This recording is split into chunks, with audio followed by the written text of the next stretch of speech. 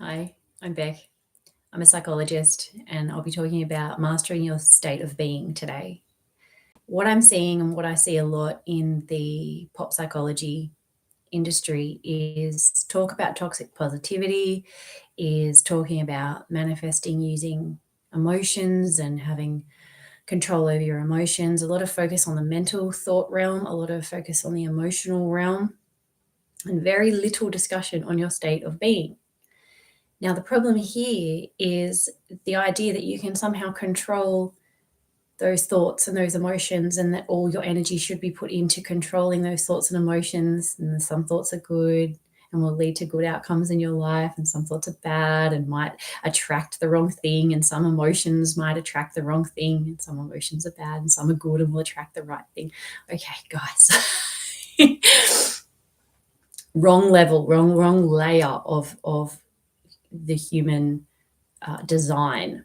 So when we're in the mental realm or the emotional realm, it's only shallow. It's very shallow. They're shallow energy systems. They don't have the real oomph, the real what we're talking about. If you want to have a certain experience of a state of being, it's not through the realms of the mental or the emotional bodies. What it is you can interact. So, for example, if you're listening to what's happening in the world at the moment, just because it's hard to avoid at this point, and you're feeling like, oh, I don't want to be exposed to this, or these energies aren't good, and then you get this resistance about it because you're worried about what emotion that's going to bring up in you, and therefore what that's going to do to your energy system. This is where the art of detachment, so separating it, you can be hearing hard things.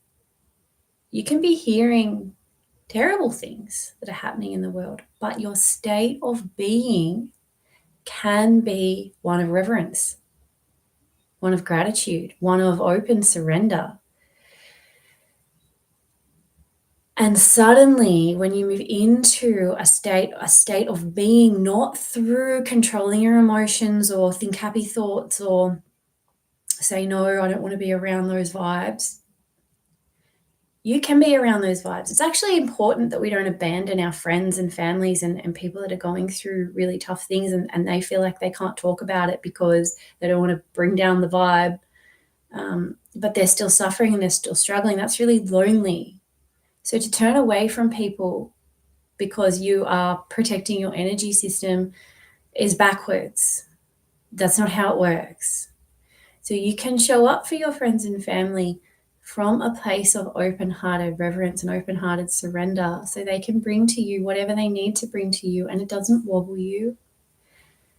It only wobbles the mental and emotional bodies because they're so shallow. They don't have that depth. They don't have that rooted, grounded solidity that your state of being can generate. Now, your state of being is what will arise naturally once you clear out the pipes and you clear out the channels through the processes that I've walked you through in other videos. You can look at the PTSD processing work.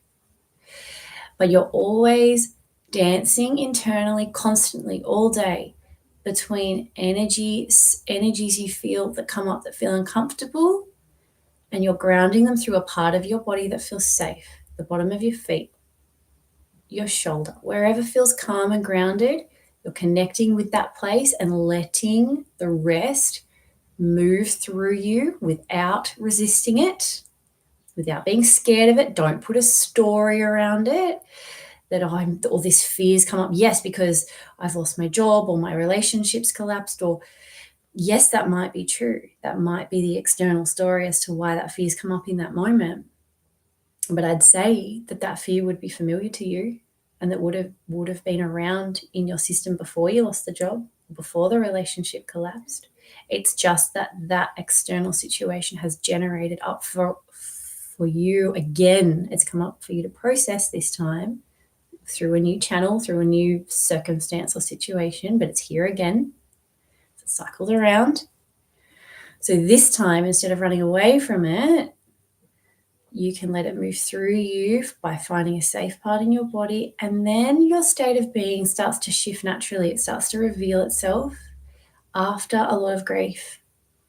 So there's always a lot of grief in the coming home process, in the remembrance process, because the extent in which you can remember your true nature is the extent to which you can allow yourself to grieve. So the more grief you're willing to process through your body, the more your state of being can return to one of reverence, of gratitude, of that natural awe at life. It will surface organically when everything else is out of the way. So you're going to be grieving, and you're going to be grieving for day in and day out for a little while. I stumbled across a beautiful book, I believe, that Jung discovered in Carl Jung, and his psychologist, early psychologist. I think it was called the Secret of the Golden Flower. I looked at the text, and it's what we're discussing here. They're all just different names. It's the same thing, but in that text it referenced 100 days. Okay, so guys, like, it's not a one-off thing. So it's possibly 100 days. It's possibly 100 days of moving energy, feeling that grief of that separation, and allowing that gap to close organically before you start to come into that state of being which can allow hard things to come into your awareness, that can allow it, and it doesn't generate fear. It doesn't generate thoughts of lack or fear or scarcity, because we're no longer in the realm of that mental or emotional. We're out of that now, and we're now operating purely from state of being, constantly, state of being.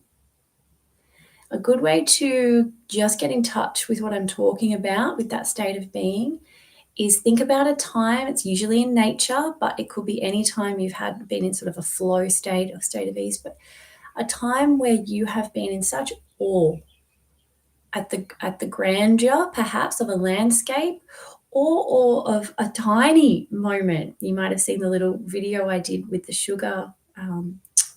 It's not a sugar glider. The honey eater, the birds with the tongues that suck out the nectar. It just had it on my hand. It was so beautiful. It was a tiny little creature, but the awe that it generated in my system is now something that I bookmark in my energetic field, and I keep returning to. It helps clear out the channels, clear out the pipes.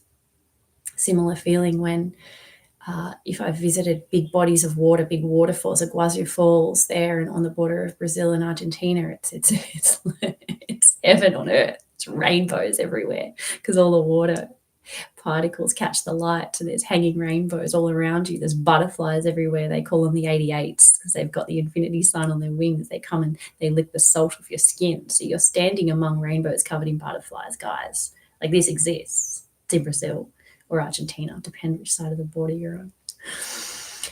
The state of awe that you can generate, even if you look at a photo of that place, you will feel a state of awe. That is the state of being that you can access, and that is your protection when faced with hard things that are happening in the world, that are faced with suffering, when you're faced with your friends and family in crisis and you want to be there for them. So don't turn away. And how not to turn away is to ground yourself in an open state of being. There's nothing that they can say that can frighten you, that can wobble you. There's nothing that can bring your vibe down, that can harm you, or that can attract the wrong thing to you when you've transcended that mental and emotional body and you're purely operating from a state of being place.